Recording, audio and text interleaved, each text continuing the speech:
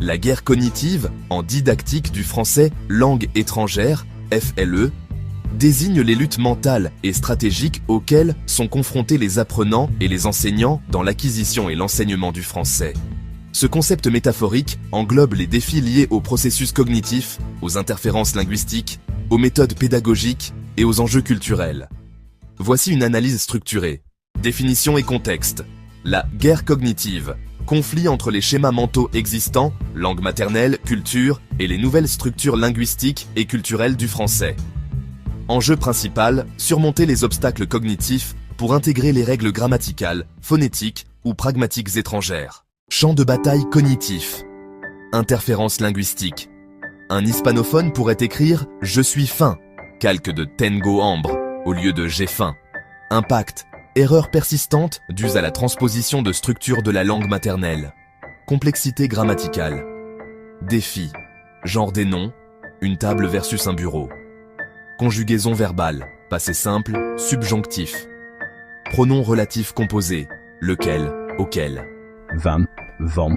Difficulté. Nasalisation des voyelles, vin versus vent. Rythme syllabique du français versus accent de hauteur, comme en mandarin. Stratégie pédagogique.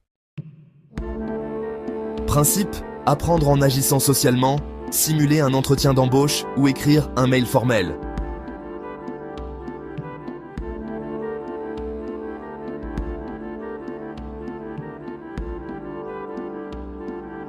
Immersion culturelle. Par exemple, analyser des films francophones comme Intouchables et Le fabuleux destin d'Amélie Poulain pour décoder les implicites culturels. Front technologique et émotionnel. Rôle du numérique. Des applications d'IA, comme des chatbots pour la pratique orale.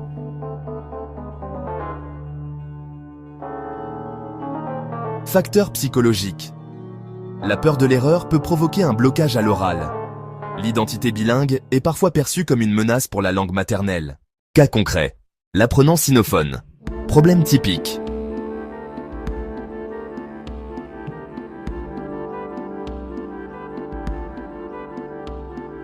Solution.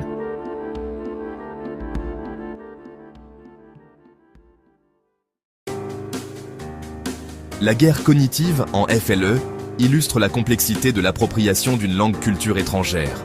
Elle nécessite une pédagogie adaptative, combinant rigueur grammaticale, empathie interculturelle et innovation technologique. Comme le disait le linguiste Claude Agege, apprendre une langue, c'est adopter une nouvelle âme.